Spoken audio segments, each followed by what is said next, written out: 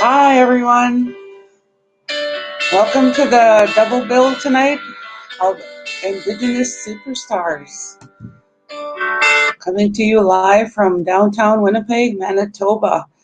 And the reason why I'm in Manitoba is because I got to perform at the Pyramid last night for Indigenous Day, and it was really, really exciting to perform in front of a live audience and on stage and to see fellow musicians out and about singing too. It was just great to be there and yeah. So tonight we have my second guest is a really special man, and he's my first international guest. He's from Melbourne, Australia, and his name is Neil Morris.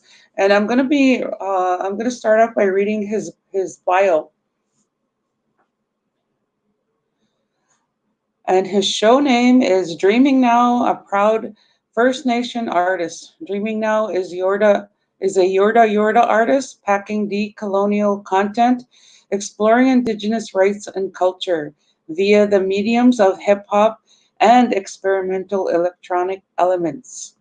An electrifying artist with a grassroots ethic and big picture vision that is driven by aspirations of First Nations liberation and sovereignty. Dreaming Now is without a doubt one of the most thought provoking artists in the land at the moment. Dreaming Now has gone from strength to strength in a short space of time on the back of decolonial anthems. Australia does not exist and Indigenous land and survive and has supported the likes of Malatu, Astatke, Dead Prez, Akala, performed at South by Southwest and toured Canada in 2019. An unrelenting force of strength, soul and spiritual, Dreaming Now is a force to be reckoned with and with sending powerful ripples across the music industry in this land. Please welcome Dreaming Now, Neil Morris from Australia. Thank you for being agreeing to be part of the show this evening. Well, it's in the evening now here in Canada. Is it? What time is it there? Thank you for the welcome to the show. I want to say, Nangana Murana, Yakapna, Ngatani Liota. I acknowledge all the beautiful people, all the beautiful ancestors, and the strong, resilient spirit that's still present within all of your peoples over in Turtle Islands. At the moment, it's 12:18 p.m. on Tuesday morning or Tuesday afternoon now here, and I'm based on Kulin Nations land, which is where the city of Melbourne is located, uh, down in so-called Australia at the moment. That's awesome. Well, I'm so happy that you agreed to be on the show and to share some of your music and your culture with us here in Turtle Island in Canada. So I'm just going to ask you a couple of questions, and then we'll get on. We'll get to hear you perform some of your music. So, can you tell us what inspired you to get into music? Yeah, for me, music is something that's incredible. Obviously, as First Nations people, music is something that all of our people love down here. And we have traditional music as well, which many people know of instruments such as the yadaki and clapping sticks. And we have other things such as we use possum skins to make drums as well. So, music has been important here for thousands of years. And for myself, having grown up with music, love, I didn't necessarily have opportunity to pursue it, but I always had this great love that was undeniable and powerful. And I knew that there was a really necessary reason around that love. And it wasn't until I came into my adult years, I guess, that I found that music was a gift that I needed in my life. It helped me through some really tough times when I was younger. And for me, I've always wanted to honor that power of music by using it as a platform to elevate First Nations peoples. And it's obviously such a powerful medium to raise awareness about issues, to present just certain energy that comes from First Nations people that the general music landscape doesn't necessarily offer. So putting those things together have all been very much inspirations for me to pursue music. And at least in recent years, professionally as an artist, I guess part of my choice as well was considering the limitations of possibly some of the other work that I was doing or that our people could be doing to raise awareness around the plight for our people to, as you stated, Indigenous sovereignty is very critically important for me, and I dream of, um, greater recognition of that, acknowledging we already have it, but how do you push furthermore for that? So that's been a large driver to me, I guess, becoming a professional musician and ultimately just being a music lover as well, which just blessed to have music. Really, it's a special thing. Thank you for sharing that. And all that is so true. Like Indigenous musicians, they have such a powerful. Their songs are so powerful because they come from the heart and our own experience from the land and the area and the territories that we come from. And our songs are so strong, and our storytelling and our music is very strong, and it impacts a lot of people. But so thank you for sharing that. Um, so so with that, we're gonna go into your first song. So I'm gonna give you the screen Hmm. to share your talent. Thank you. So this first song that I'm going to share today, it is one that is it's called Ancestors, and I wrote this song when I was at the beginning stages of performing hip hop. Before performing hip hop, the music that I was performing was uh, quite different. It was mostly singing in my mother tongue, Yorta Yorta, and pairing that with instrumentation. And it was very much about honoring what I descend from as a First Nations person, and also respecting other spaces of other First Nations people, and presenting that in a way that felt very special and honored the sacred things that we come from. But in going to hip hop, I wanted to make sure that I also had a version of something like that within the medium of hip hop. And this is what we call over here um, acknowledgement of country, which I believe is called a land acknowledgement, often in Turtle Island. And this is Ancestors.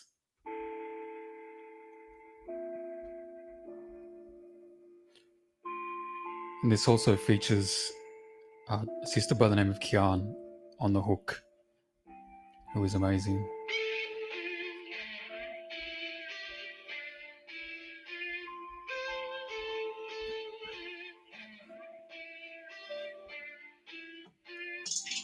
Yeah, we stand upon the land of an ancient wisdom, creator spirit, beautiful, strong. Yes, it giveth life for these sacred lands, eternal systems delivered through the sun to the depths it glisten.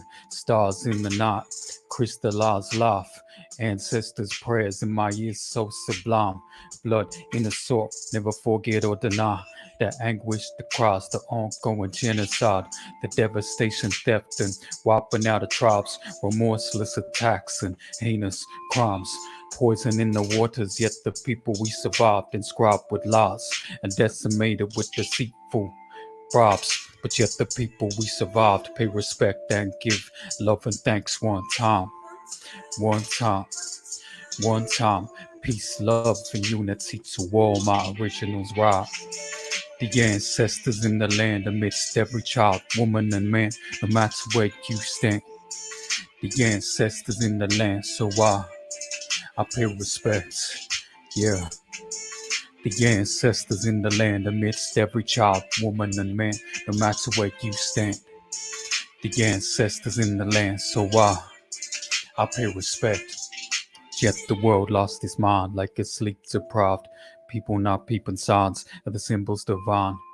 carvings in stone, sacred fires, ancient truths in the workings of the grounds, in the creeks, in the rivers, forests where snakes liver, bird codes deliver, all truths in lost diction, the fog's holy halo, crystallize and glisten, now replaced with street names newly written, smiles line space, comfortable and smitten, roads and avenues, central business district, spiritual lassitude, laws of metaphysics overtaken by the laws of these long lost mystics who preceded the present new type, but linguistics causing nations conflated, seemingly cryptic but confusion running rampant, yet deeply intrinsic devastation dipped in, severed to the ancient rots, vaporized out of sight on a soon to be broken down plot. Omens I compare, seeping into sight, time to awaken, pay respect. The ancestors in the land amidst every child, woman, and man, no matter where you stand. The ancestors in the land, so I pay respect. Yeah, the ancestors in the land amidst every child, woman, and man, no matter where you stand. The ancestors in the land, so I pay respect. Yeah.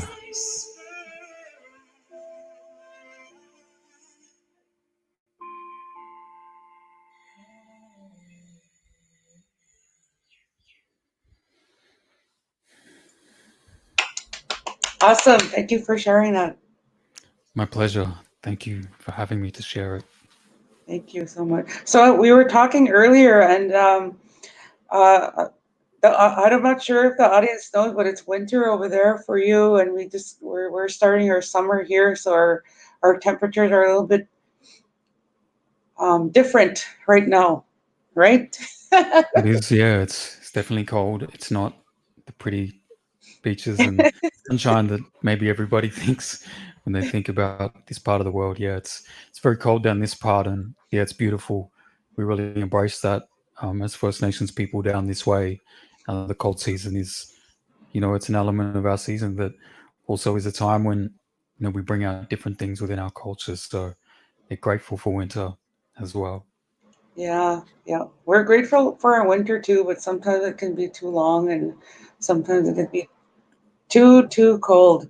But I was in Australia last year. I was in the Avoca Beach area, and I was also in Burketown in August last year. And I just wanted to have a shout out to Willie Dumagy or Alec Dumagy and Mirando from Burketown, Australia. They invited me to their festival there last year, and it was Mm. awesome to. It was such a beautiful festival to be at. It was very spiritual for me, and I can't wait for COVID to run its course. And I want to go back. I want to go back to Australia. It's such a beautiful country, and I You'll be understand. very welcome. Yeah, and thank you, and I understand that you were in Canada as well just recently. Yeah, I was there in October last year. I was very lucky to be able to spend time in Vancouver, Toronto, and also Winnipeg. And I did a couple of shows. I did one in Vancouver and also one in Toronto as well, which was a part of the Imaginative Film Festival at Horseshoe Tavern, which was really special opportunity. I got to share the stage with, in fact, some artists based from Winnipeg or from Manitoba, with Sebastian Gaskin Oh, yeah. performing on that show with me as well, which was pretty special and just an honor to always share the stage with First Nations people, and especially when doing it with First Nations artists from another part of the world, and then performing to the First Nations community. It was, for me, it does something to me that's very transformational. That my work is very much not only about like the powerful and beautiful things of our culture, but also like just as a First Nations person to other First Nations people, showing that respect to other, as we would say, mobs. So to perform in Toronto and Vancouver with other Indigenous people in the audience, it's kind of hard to describe how emotional that really made me feel, but it it felt like a sigh of relief also from my ancestors who got to express something and be present and be welcomed into a space which is held by other Indigenous people. And to me, that's with my music, it's just the biggest blessing that could ever possibly occur, is to just be invited by other Indigenous people to share my songs, which hopefully then have value to those spaces where they're shared. So yeah, really incredible, and it felt like home in a way. It felt like um, it was like this mirror reflection of life down here in many ways, and there's obviously so many similarities in Indigenous people from here as over on your lands. So just it leaves you feeling, or it left me feeling that these connections between our people, they're so old that there's something there that's ancient, for lack of a no, everybody doesn't love that word, but it emanates from so far back in time that when you connect, it's very clear that this power is there and it's real. So just really honored for that opportunity, and hope to get back over there once COVID finishes up. I was planning to come back this year, but maybe next year. We'll soon see. Yeah, I gotta wait for COVID to be over because that's the exactly the same experience that I had when I went to Australia. It was that we had a lot of similarities, a lot of same values. Our morals were the same. The only thing different that for me was the accent, my Cree accent, and then your Australian accent, and that was really pretty well it. Like I felt a real Mm. strong connection with the Indigenous people in Australia too, and there were so many similarities and same spirituality, and it was so incredible. I was so amazed how much similarities we had in our culture, and yet we were from totally like we were from the other side of the world, but we have that strong Indigenous connection. It was so amazing to me. Definitely So resonate with that. yeah, that's for sure. So can you tell us what inspires you to write and compose your songs? Yeah, I guess it's an interesting process. Generally, for me, there's I guess, a spark of a feeling that comes about in relation to one topic or another. For me, that's, I guess, I can only speak for myself, but topics that feel really pertinent in relation to the bigger causes, often relating to our First Nations people across the board. Certainly in so-called Australia, and there's always that reflection when I'm writing as well of, like, what are other First Nations people thinking about, and how could this also be connecting to an experience that is relevant to them as well. I can't help but feel that. And sometimes it's a personal thing. There was one song which I released called "We See You," which was more personal, and that related to Indigenous youth suicide.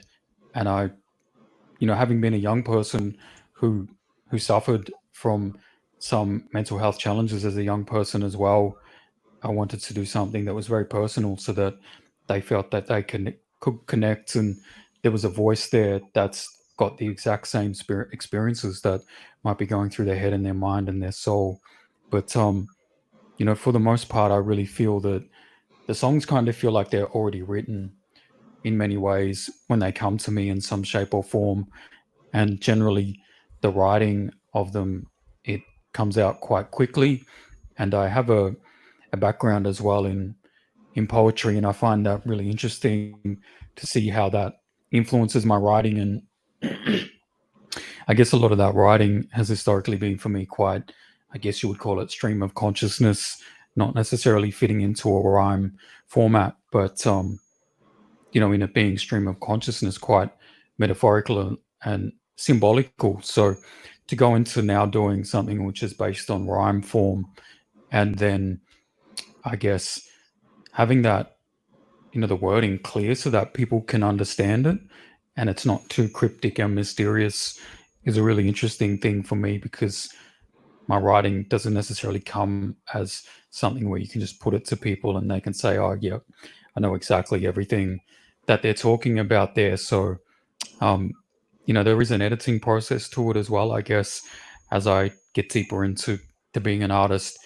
to stop and pause for a second and say, "This was the information that I got downloaded to me," but then how do I make sure that that's accessible as well to a variety of different listeners, whether that's an Indigenous academic who's a professor, or whether that's a young Indigenous youth, or a parent or a grandparent who left school at an early age. So I'm thinking about those things as well, but it is a lot to juggle. So I try my best. I don't always succeed, but it's just a really beautiful process in terms of how I receive that information. And I've been fortunate as well to, although I'm a producer myself, I've been fortunate to work with some other Indigenous producers, and that's been very important for me, so that what my words are being put to is also, a soundscape that I guess originates from this land as well, because it's coming from a First Nations artist who Mhm. has those same connections as me, and that's been really important to me. And not to say I don't rule out working with non-Indigenous producers and collaborators in the future. Definitely at this point in my journey, that's been important for me to reinforce to people. And this goes for my live show as well, which has 4 band members, is to reinforce people that this is all the magic that you can present purely from First Nations people. And it's not to say things have to be done that way, but it's just a nice reminder to everybody out there in so-called Australia and wherever in the world, to say, "Oh yeah, that's Indigenous artists doing that. They're doing the sound, they're doing the whole live show, and it's something that could be considered as special." So I guess that is considered through the writing process as well. Sometimes is um, where will this work end up?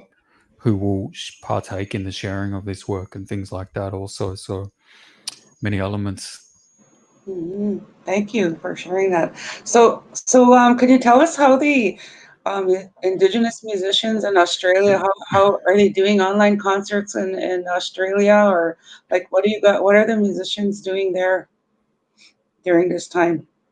Yeah, there's definitely been a lot of live streaming. Certainly, like between March and April, there was a lot more of that. It's dropped off a little bit just recently, and people are going into more like higher tech kind of performances. They're trying to get film crews in, and now that a couple of people can gather together to make something really beautiful and polished. And maybe it was only so long that people could deal with just looking at someone through their Instagram and their phone speaker. So there's definitely been different ways people are going about it to try and put a beautiful show together. But it's definitely been important for a lot of artists. I know that in the first couple of months of COVID, there was a lot of just pain and uncertainty within communities, and a lot of fear about Mhm. if or when we would ever get be able to go back out and be with our families and everyone again. So um, there was a few different things that went down.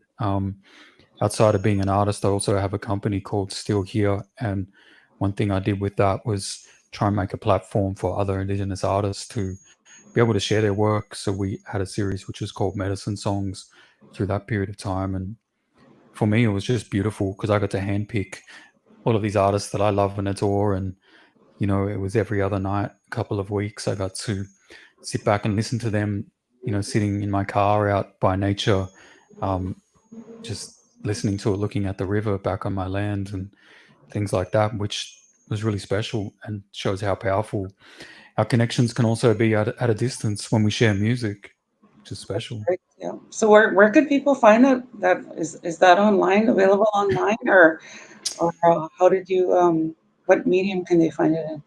Yeah, I put that on my page, which is called Still Here, which I can share as well. And yeah, most of it was actually on Instagram. So it's it's gone into the ether. But yeah, there's a couple still out there. But I'd love to share those as well. Yeah, I'm sure the audience watching tonight would love to see some of the artists and what they've created. Mm, Yeah. mm. I wanted to ask you, how are you handling this pandemic in Australia? Like, what have you been doing to keep busy or and stay safe?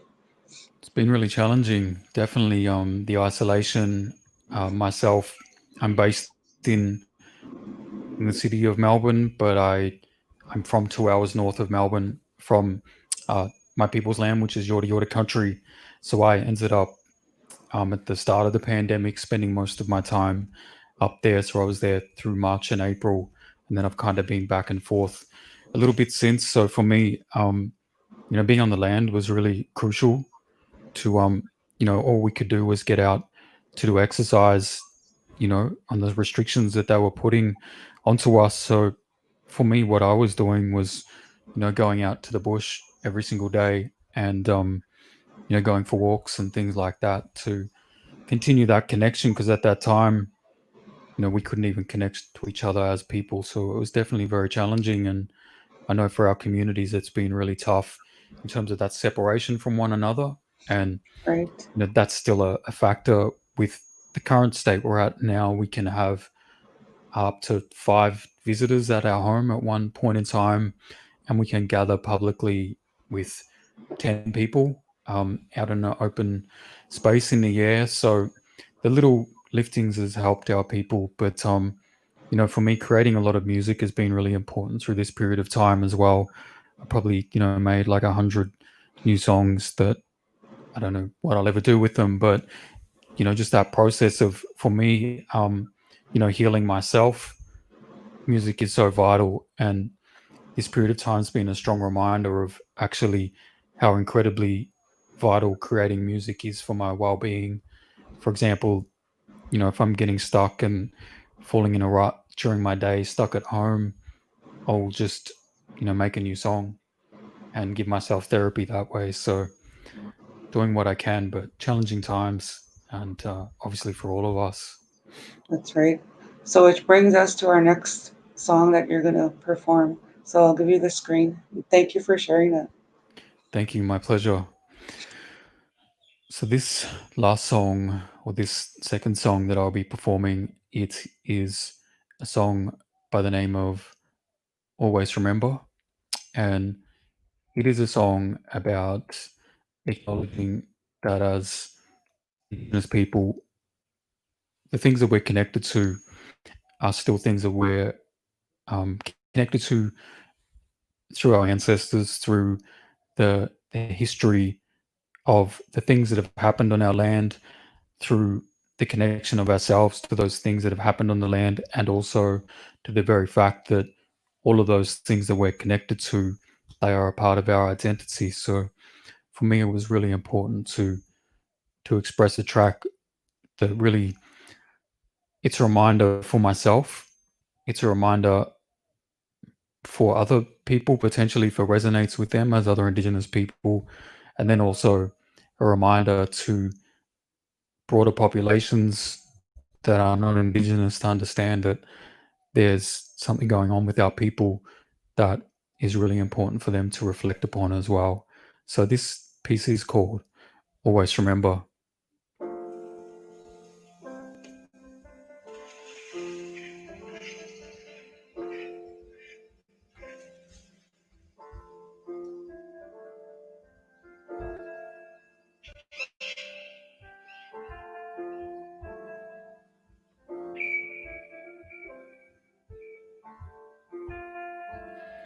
Open eyes to see ancestors ask many questions. What are these lessons that compressed upon now addresses? Confused tribal diction guesses anyone's best guesses. Now they got generations seeking mass convalescence. Eucalyptus widow by devious shepherds. Totems taken with no conscience or questions. No concept or consciousness of things before the present. Vacuous and empty like a windswept desert. Harrowing howls under the moon crescent in the noon sunrise. Two chains the present rearrange rearranged, trauma laden. Generations fed it, but the focus to be better is by colonial resin, fermented in these strange weathers. Some seeming to get stuck in quagmires, vision torn and severed, but original lines always remembered, hold together in the now as we hold on to forevermore treasures, cause we always remember, right? We always remember. Yeah, we always remember, right? We always remember, right? We always remember. Yeah, we always remember, right? Forevermore. But some they lost frames, clean divine name change, rearranged strange ways, submerged in haze, gray upon halcyon days, health unseen in the maze, destitute ways, left with a loop, escape frames, time conditions, formulated wild renditions, played victims in written cinematic systems, but they got it all messed up, land covered in division, wild incisions, carnage of innocent victims. So I just sit and waited for a minute, spirit get the floating up beyond metropolis's river locomotion. Hear the trickle, release the pain beyond the hocus pocus. Open heart release into soul's love and devotion from eons before into the very present moment. I just sit and analyze with your queen and scope on while I'm still trying to stay blessed. Stand strong in spite of stresses trickle down. Horrific conquest. Another warrior roaming, just trying to get rest on this quest. So we'll close eyes, focus and catch breath. Stoke and fire, containing ashes from the sacred power. Wasted life dripping down, create the spirit life. Yes, we always remember, right? We always remember. Yeah, we always remember, right? Forevermore. Yeah, we always remember, right? Always remember. Yeah, we always remember, right? Forevermore. Always remember ancestors, sacred law, forevermore. Or the spirit in the land, Narang Nam, forevermore.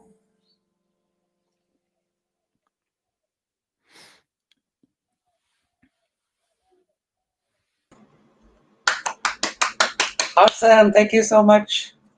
So where can the audience find your music on social media? Yeah, my music is on all social media platforms under the name they see on the screen at the moment, Dreaming Without the Vowels now, and also Bandcamp. If you want to download it, it's all there for free to download. If people, just want to grab that, they don't have to pay for it. And also, for those that use the evil things like Spotify and Apple Music, it's on all those places as well currently. Awesome. So I got one of your songs on the Indigenous Superstar playlist. I added it on today, and just gonna do some parting words. Do you want to say anything to some Yeah, parting? I just want to, really say Domadamanga Dungulaja Yakapna, which means I just want to give love and strength to, all the Turtle Island First Nations family that are listening today. It's a, privilege that we get to walk this lifetime knowing that there's other amazing Indigenous people in other parts of the world who are doing what they do to honor their cultures and continue surviving and continue giving that the beauty and the love that our cultures descend from to each other and to everybody else. So I'm grateful just to be able to connect with everybody that's listening. And if anybody ever decides to come to so-called Australia, by all means, they're more than welcome, and everybody's welcome to come to my people's land, Yorta Yorta country.